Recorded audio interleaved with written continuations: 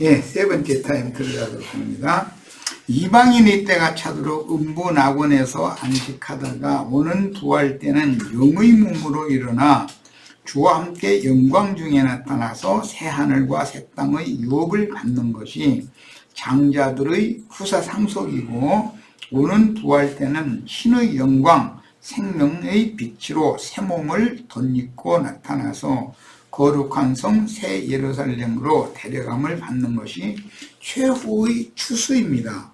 많은 물 위에 앉은 큰 음료교회의 생활인 세속화된 광야교회 생활을 끝내고 요단을 건너가서 영적 할례를 받은 성도들의 신앙생활은 속사람의 생명이 청년 이상의 강건한 새 사람들이므로 당연히 겉사람이 후패된 것과 비례하여 속사람이 온전케 되어 위로부터 신령한 처소로 덧입고 영광 중에 나타나는 이상과 계시가 밝아야만 타인들에게도 생명의 빛을 비출 수 있습니다.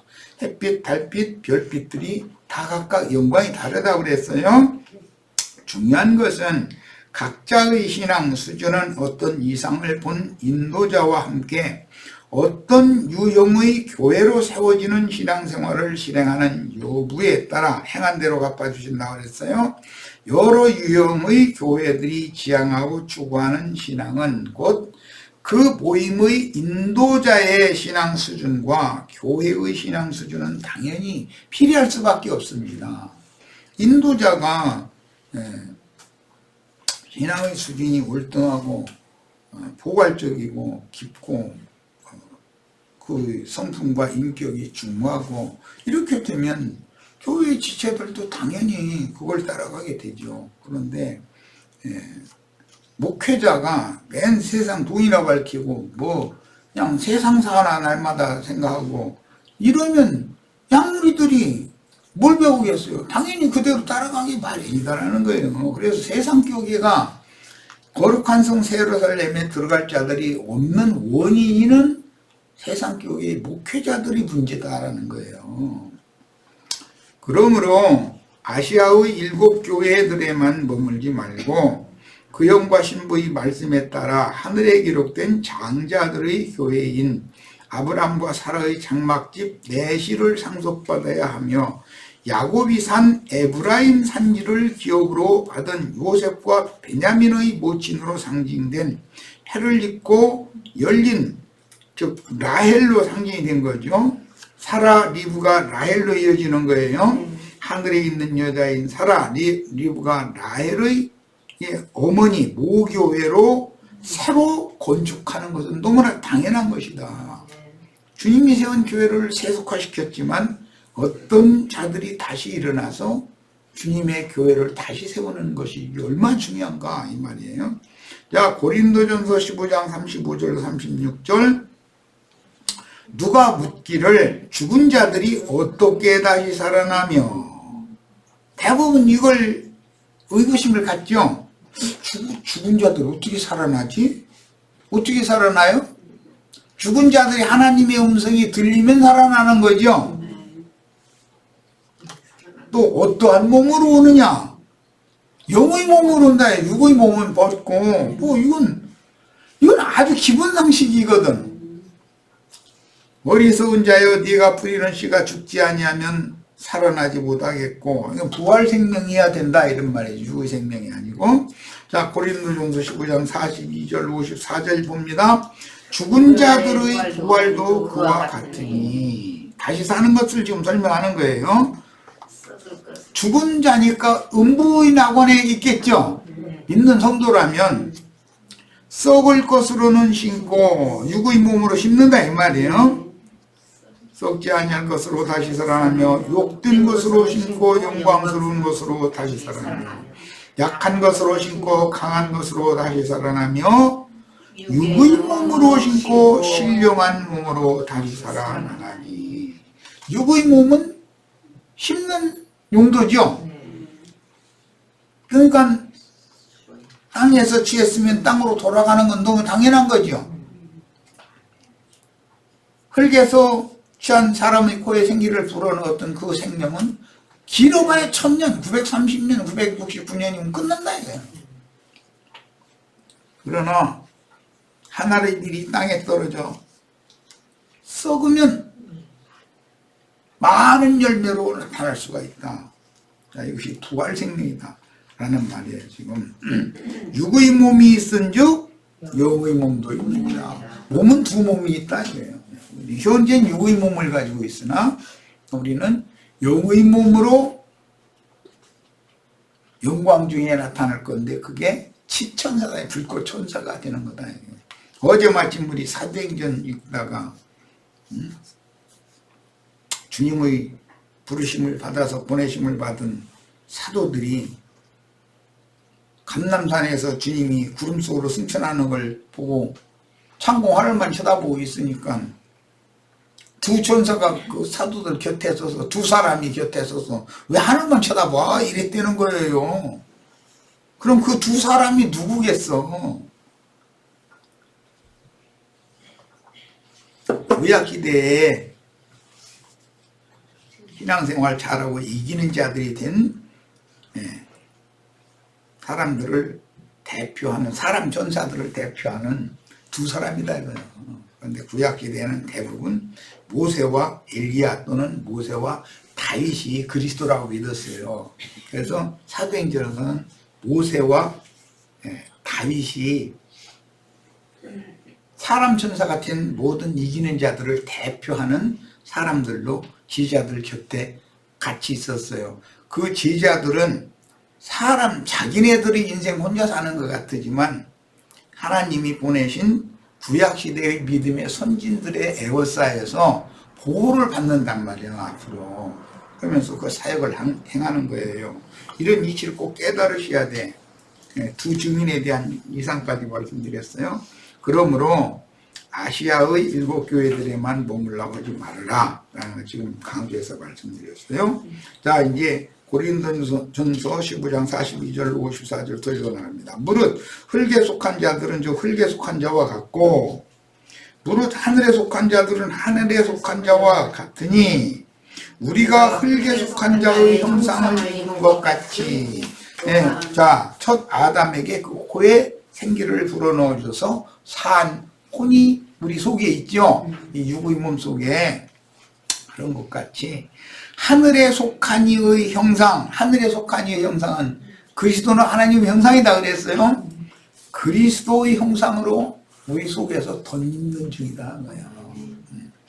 자, 이 말은 아담의 죽은 영의 질그릇을 입은 것과 같이, 그 다음에 두 번째 하늘에 속한 이의 형상을 입는 건 그리스도의 살려주는 영이 우리가 오배롭고 살아있는 돌그릇인 정금, 보석이죠. 정금집인 신부성. 신부성은 전부 정금으로 되어 있다고 그랬어요. 보석집의 의의가 신부성으로 덧입는 것을 의미한다. 그러니까 신부성이라고 하는 것은 실제로는 정금으로 다 되어 있으니까 12보석의 터 위에 세워져 있고 문까지도 진주여 다 이렇게 되어 있어요. 형제들아 내가 이것을 말하노니 혈과 육은 하나님 나라를 이어받을 수 없고 또한 썩는 것은 썩지 아니하는 것을 유업으로 받지 못하노니라. 이 썩을 육신을 그렇게 그냥 아끼고 그냥 벌벌 떨고 그럴 필요가 있어요 없어요? 아니 혈육의 몸, 육신의 몸, 썩을 몸은 벗는 것이 너무 당연한 것인데 그것을 죽기를 무서워하여 일생에 매여 종로로 가는 사람들이 무슨 천국을 유업으로 받겠어요? 무슨 재주로? 보라 내가 너에게 비밀을 말하노니 우리가 다 잠잘 것이 아니요. 여기 잠잔다는 건 예수 믿는 사람 죽은 상태를 말하는 거예요. 사후세계로 가는 것이 아니고 살아서 그날을 마지막 날을 맞을 자들이 있다 이 말이죠. 마지막 나팔에 계시록 그 11장 앞에 15절에 7째 천사의 나팔이라는 것이 마지막 나팔이죠.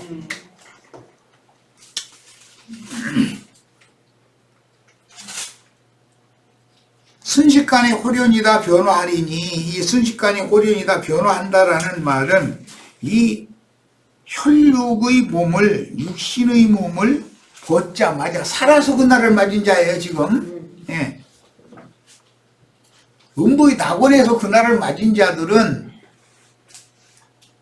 흰 두루마기 옷을 덧입는다 이제 이랬는데, 그렇게 해서 먼저 일어나고 살아서 그날을 맞은 자들은 육의 장막을, 혈육을 벗자마자 순식간에 호련히 다 뭘로 변화하느냐. 무덤에서 자던 자들이 변형된 것처럼, 변모된 것처럼 지천사의 영의 몸으로 다 바꿔진다 이 말이에요. 나팔소리가 나며 죽은 자들이 썩지 아니할 것으로 다시 살고, 썩지 않을 것은 영의 몸이라고 앞에 이미 설명이 나왔었죠? 네. 다시 살고, 우리도 변화하리라. 여기는 다 죽는 것이 아니라 살아서 그날을 맞은 사람도 말이에요. 어떻게 변해? 순식간에 호련이 다 변화한다. 이 육의 장막은 어차피 벗어야 영의 몸으로 나타난다 이 말이에요. 그러니까 육의 이 장막을, 흙집을, 저주받은 흙집을 벗지 않는 한은 하나님 나라를 유업으로 받을 수가 없는 거예요. 이걸 가르치기가 그렇게 어려워. 왜 그래요? 마귀가 넌 결코 죽지 않는다고 하는 말만 철석같이 믿는 거예요. 하나님이 너는 반드시 죽는다고 하는 말을 안 믿으려고요. 그거 참 신기한 일이요. 이 썩을 것이 반드시 썩지 아니할 것을 입겠고, 이게 그리스도로 덧입는 거죠. 옛사람은 벗고 그리스도로 입는 거예요. 이 죽을 것이 죽지 아니함을 입으리로다. 사망의 몸이 생명의 몸으로 바꿔 입는다 이 말이요. 이 썩을 것이 썩지 아니함을 입고 이 죽을 것이 죽지 아니함을 입을 때는 사망을 삼키고 이기리라고 기록된 말씀이 이루어지리라. 이게 우리 각자에게도 이루어져야 되지 않겠어요? 두 증인이 생기의 말씀을 받고 두 발로 일어날 때는 인용한 말씀이 응하는 때인데, 두 증인의 부활 이전에 이방의 충만함이 차기까지 주 안에서 주고 음부의 낙원에서 자던 성도들이 먼저 일어나서 주 안에서 자던 증인들에게 하나님의 생기를 부어 요한복음 5장 26절로 29절, 데살로니가 전서 4장 13절로 17절 예언을 이루십니다. 무덤에 있던 자들이 하나님의 아들의 음성을 듣고 살아나는 때가 온다. 이거 먼저는 죽은 자들이 하나님의 아들의 음성을 듣고 살아나고, 두 번째는 무덤에 있던 자들이 사후세계에 들어간 자들이죠. 그들이 살아나는 때가 또 온다. 반드시 이 두 단계를 마련했다.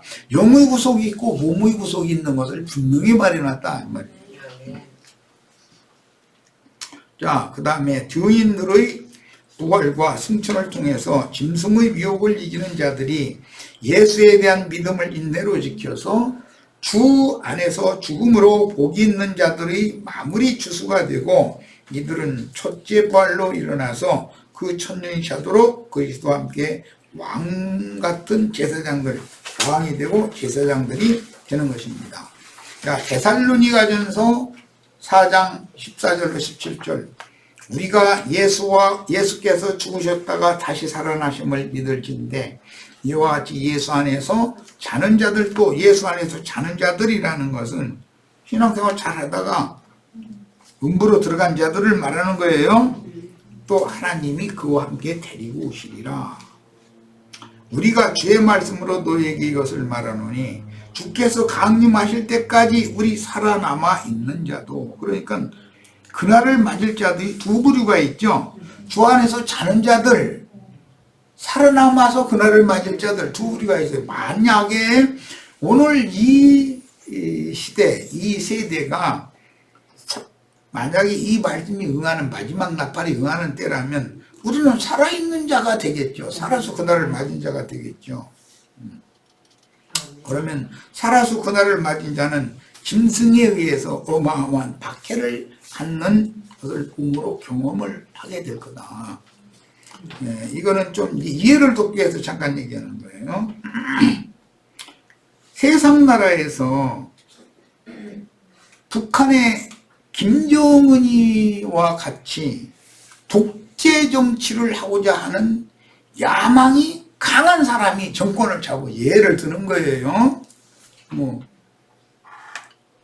엊그제 잠깐 들으니까 전두환이를 칭송하는 말을 했다는 사람도 있는데, 그러면 백성들은 안중이 없는 거죠. 자기 하고픈 대로 그냥 찍어 눌러버려서 하는 것이 그 사람의 관념 속에 조성되어 있다는 거예요. 김정은이보다 더 포악한 놈이죠, 사실은. 그런 놈이 만약에 정권을 잡아버리면은, 저항하는 세력이 있으면은, 전두환이 정권 때, 나 그 연희동서 살았는데, 날마다 전투경찰들 동원시켜가지고 대학생들 연대에서 데모하니까, 쉐리탄을 얼마나 쏘아대는지 날마다 전쟁만 것 같아, 아주. 따다다다다다. 냄새는 눈, 코, 그냥 부를 수가 없어.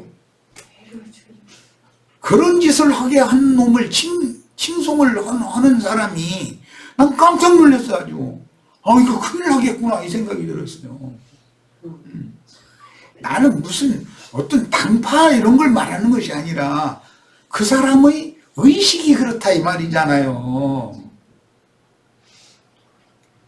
자기 멋대로 독재 정치를 하겠다는 그런 사상이 막 강한 사람이다라는 거예요.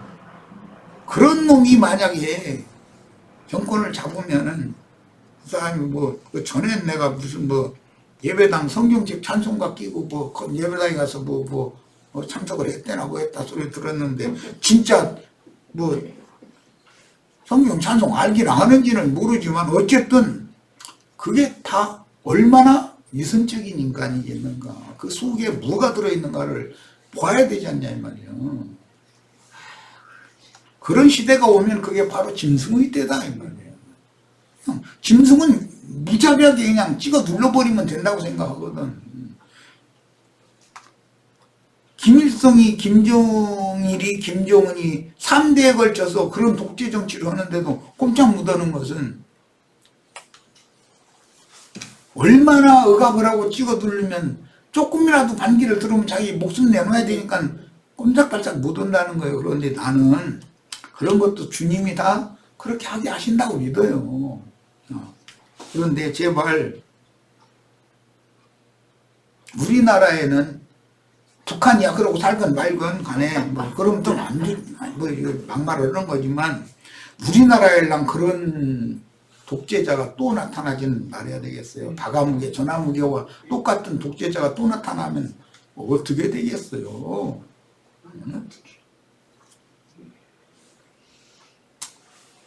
주께서 호령과 천사장의 소리와 하나님의 합할 소리로 친히 하늘로부터 강림하시리. 그런데 아니 그런 사람들은 이상하게 세상에서 몇만 명, 몇십만 명 모이는 예배당들의 목사들은 다 그 사람 편이에요. 그게 너무 나는 놀라운 거예요. 왜? 그런 예배당에서 신자들한테, 많은 신자들한테 떠받침을 당하고 자기 하고픈 대로 막 해버리고 이런 것이 몸에 밴 사람들이기 때문에 그게 취향이 맞거든. 과가 같은 과거든 그게. 그래서 그러는 거예요. 그게 김정은이하고 같은 과예요 그게. 김정은이 요구할 거 하나도 없어요. 독재를 꿈꾸고 있는 이게 뭐냐 이거예요. 예배당 목사들 허당무대에서 저희 아들한테 지가 세운 예배당이라고 그거 물러준대잖아요. 그게 말이 돼요? 그러면서 거기가 천당이라고, 천당으로 지가 안내한다고 이러고 앉았으니 누가 얘기해도 안 들어요. 찍어 두려고 독재, 자기 독단적으로 하고픈 대로 해버리는 그런 것이 주님한테 물어보고 말보가 없어요. 그런 사람들은 어떤 작은 일 하나를 가지고도 기도해보고 계시를 해주고 영감을 좀, 다윗처럼 영감을 좀 주시라고. 그래서 이런 때에는 내가 어떻게 처신을 하고 어떻게 이 무리를 어떻게 하라는 어떤 지침을 줘야 되잖아. 인도자라는 건. 그럼 이런 방향으로 끌어간다는 걸 양머리가 알아야 되잖아요. 근데 자기 하고픈 대로 자기 세상말 자기 마음에 내키는 대로 막 해버리려고 그러는 이런 사람들이 만약에 득세를 한다면 우리 신앙생활 세상말 훔치는 거 이제는 이런 걸 알아야 돼요.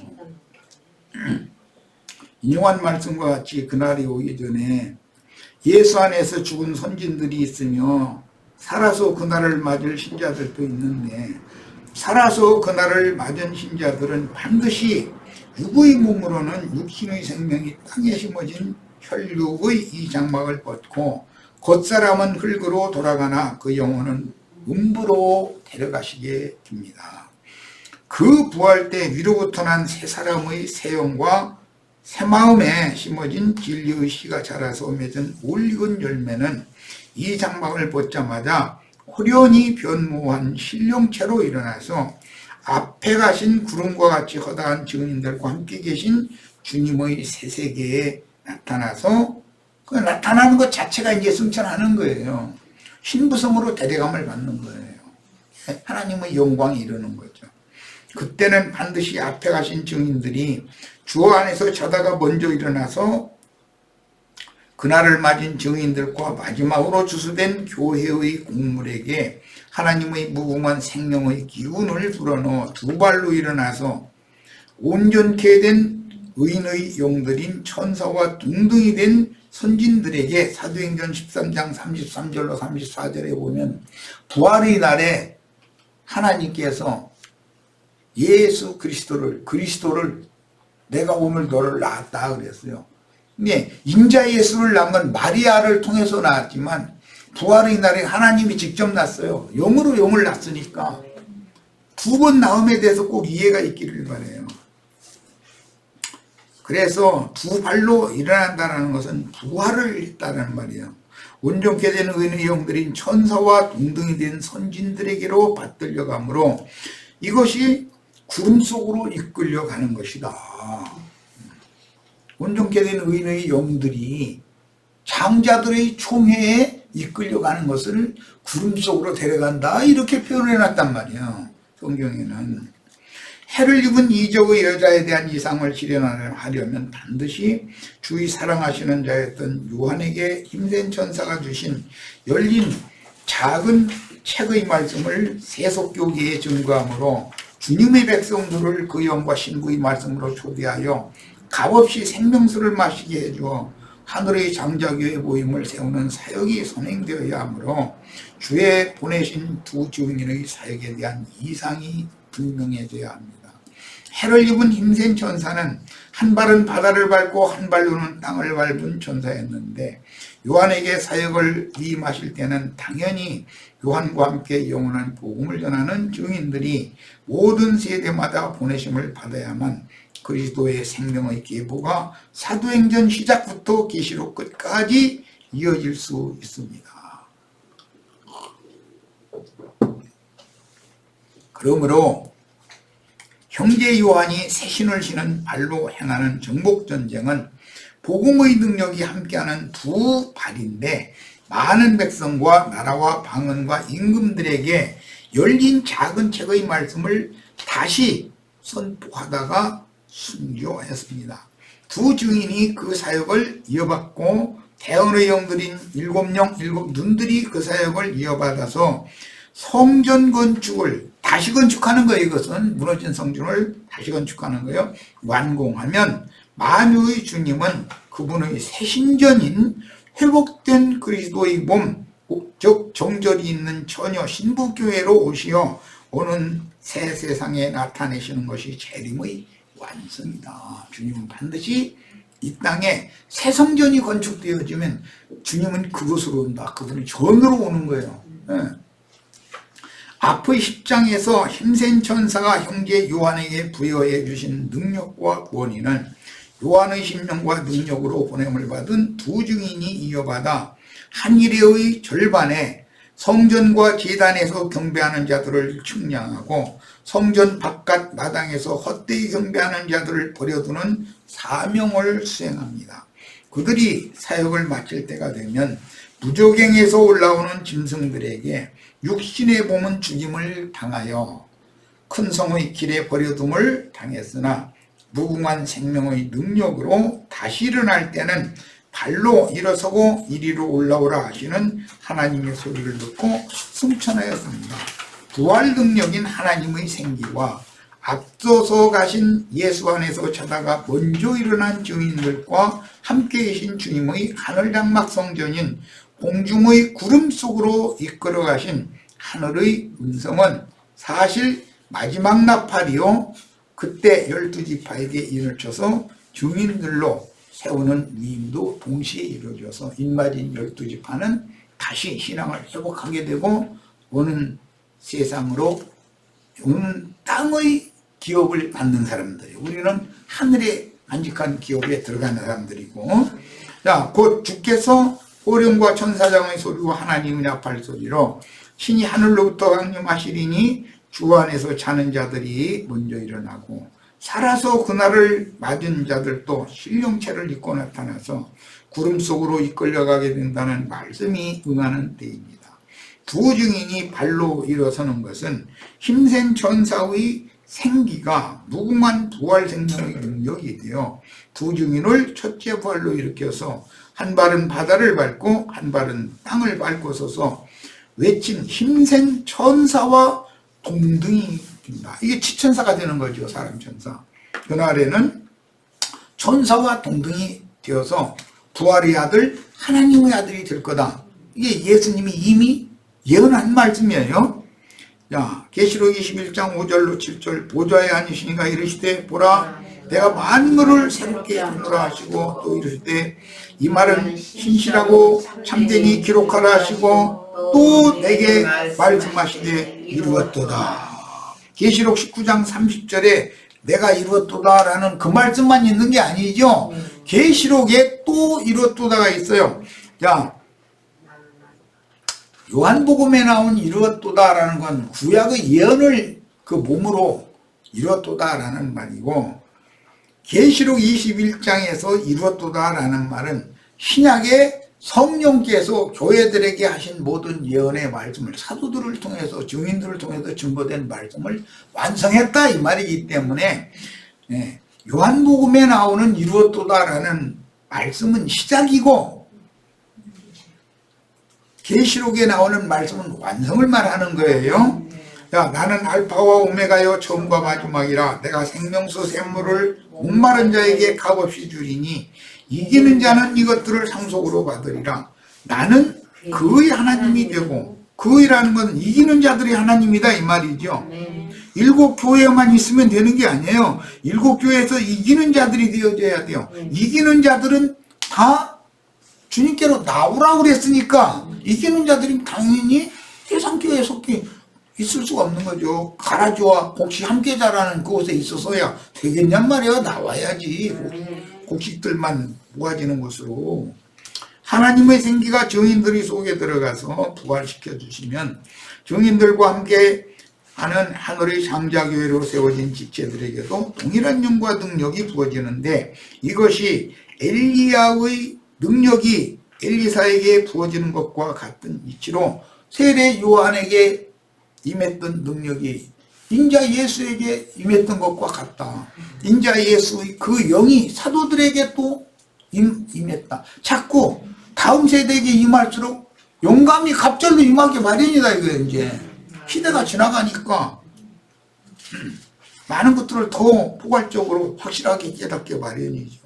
우리 형제 자매님들도 이런 말씀을 들을 때 나에게 계시된 말씀보다도 갑절의 영감이 다 임해서 다윗이 영감으로 하나님께서 성전 건축에 대한 설계도를 식양을 다 설계해가지고 다윗에게 주셨을 때 다윗은 영감으로 받았다고 그랬어요. 우리 형제 자매님들도 다 이렇게 되기를 바라요. 에스겔 37장에는 마른 뼈들이 골짜기에 두어 있었으나 선지자가 여호와의 말씀을 대언하니 뼈들이 일어나서 맞추어지고 큰 군대가 되는 이상이 계시되었습니다. 요한복음 5장 25절로 29절에는 당시에 주님의 말씀을 듣는 자들이 살아나며 살아난 자들이 사후에 다시 살아날 것을 예언하셨는데, 복음을 믿은 신자들인 무덤 속에 있는 자가 생기를 불어넣는 나팔 소리를 듣고 생명의 부활이나 심판의 부활로 일어날 것을 예언했습니다. 그러면 공동묘지 무덤을 말하겠냐 이 말이에요. 사후세계 음문학원에 들어간 자들을 말하는 거지. 자, 누가복음 16장 19절로 31절에 나오는 거지 나사로 얘기가 나오죠. 부자와 거지 나사로 얘기가 나와요. 나사로는 죽어가지고 음부의 아브라함의 품에 들어갔어요. 요한복음 11장에서는 그 나사로가 죽은 자들 가운데서 살아나요. 주님께서 무덤에 가서 나사로 불러냈어요. 자, 이런 것이 복음서에 이미 예시되어 있는 말이다. 자, 육족 이스라엘 사람들인 오른편의 강도와 예수님은 육체로는 죽임을 당하여 바위에 판 새무덤 음부에 계신 아버지의 품에 장사된 거예요. 아브라함의 품에 장사된 거죠. 죽임을 당한 지 사흘 만에 무궁한 생명의 능력으로 다시 살아나서 죄와 사망의 법칙에서 생명의 성령의 법칙에 의하여 다시 살아나는 거예요. 주와 함께 승천하였다가 오순절 때 제자들에게 생기로 부어짐으로 교회 시대가 시작이 됐어요. 예, 오순절 때부터 교회 시대가 시작이 된 거죠. 초실절까지 예수님 일방적으로 이루는 거고, 물론 오순절 이후에도 주님께서 하시는 일이지만 제자들을 통해서 이룬다 이 말이에요. 자, 그래서 주님이 교회를 건축하는 터전임에도 실제 교회를 건축하는 얘기를 할 때는 너희는 선지자들과 사도들의 턱에 세움을 입었다 이렇게 한 거예요. 야, 당시에 살아서 그날을 맞은 사람들이 하늘의 생기를 얻어서 발로 일어선 증인들을 보고 나서 두려워하며 하늘의 하나님께 영광을 돌리는 남은 자들이 무엇 때문에 그렇게 큰 충격을 받고 큰 성의 10분이 1이 무너지기 시작하는지에 대해서 이것도 용감으로 깨달을 필요가 있습니다. 이때가 예언된 마지막 한일의 전반기 사역을 마무리하는 사역이며 계시록 12장의 1260일 동안 또 여자의 남은 자손들을 위하여 저희 주께서 예비한 곳에서 뱀이나 질피하여 양육하는 말씀이 또 나왔어요. 그러니까 두 증인이 1260일 동안 예언하는 기간 외에 이어져서 1260일이 또 이어진다라는 말이죠. 그러고도 사실은 다니엘서에 보면 1270일 그 다음에 1345일 이 이야기가 있기 때문에 75일이라고 한 40일 35일이라고 하는 기간이 또 연장이 되는 것이 있어요. 그래야 인마진 이스라엘 12지파의 새 시대가 온다라는 걸 알 수가 있는 거예요. 1260일이 두 번 있고도 75일이 또 지나가는 거예요. 두 증인이 해를 입고 하늘에 있는 여자가 난 아들의 수를 마지막으로 채우며 그들에게는 장차 철장으로 만국을 다스릴 구원이 금갈대 자 금홀을 받았는데 그 구원이는 곧 양발로 바다와 땅을 밟고 서서 정복하며 지배하는 능력과 구원인 장자 후사로서의 권리를 주셨다는 뜻이다. 그러니까 증인들이 발로 일어섰다. 이 말은 그 힘센 천사가 한 발은 바다를 밟고 한 발은 땅을 밟은 것과 같이 천사와 동등이 되어져서 육의 장막을 벗고 영의 몸으로 나타나는 상태를 말하는 거다 이 말이에요. 우리도 다 이와 같은 이상이 본인의 구원으로 성취될 수 있기를 바라요. 계시록 2장 26절로 27절, 10장 1절로 3절, 11장 11절로 13절, 12장 5절을 연계하여 읽을 필요가 있어요. 이거는 이기는 자들이 하나님의 아들이 되고 하나님 후사가 되는 이야기와 이제 관계가 있기 때문에 오늘 시간이 있으면 이걸 다 찾아 읽으면 좋은데 우리 지체들은 각자 본인의 프린터를 사용해서 인쇄해가지고 다 꼭 찾아 읽어보시기 바래요.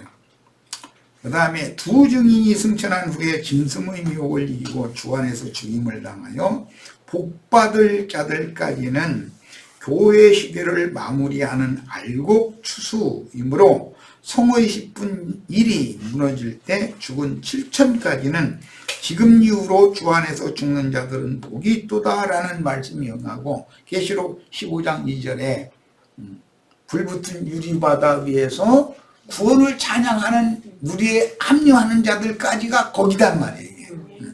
그러니까 지금 이후로 주 안에서 죽는 자들이라는 것은 짐승의 이름이나 그 이름의 표시를 이마에나 손에 받지 않은 수가 몇이든지 다 죽이는 일이 있다. 아까 내가 그래서 김정은이보다 더 독한 독재자가 나타날 수가 있다라는 걸 내가 예를 미리 들어놓은 거예요. 그런 시대가 올 수도 있는 거죠. 독재자가 나타날 수가 있는 거죠.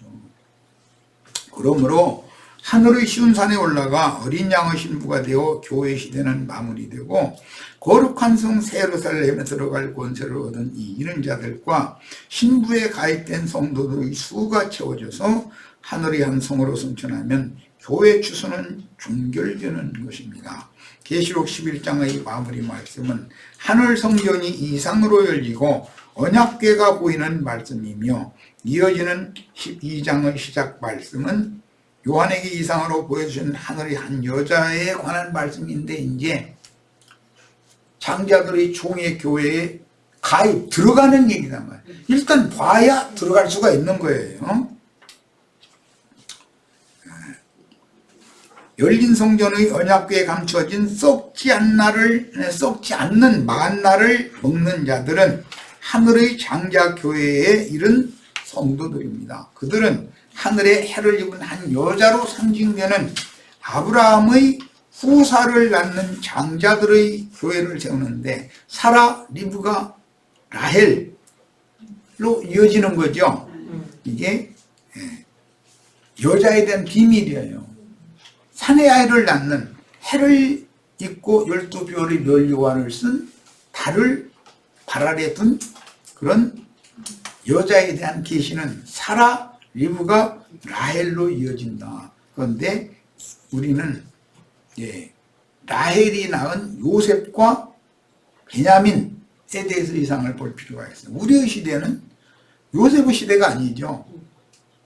2000년 전에는 요셉의 시대였는데 지금은 베냐민의 시대예요. 이런 거에 대해서도 이상을 볼 필요가 있어요. 베냐민이 즉 해를 입은 여자가 아이를 낳으면 어머니는 죽죠. 베냐민이 출생하면 라헬은 죽잖아요. 교회 시대는 이제 종결된다 이 말이잖아요. 그러니까 이런 것은 이상이 필요해요.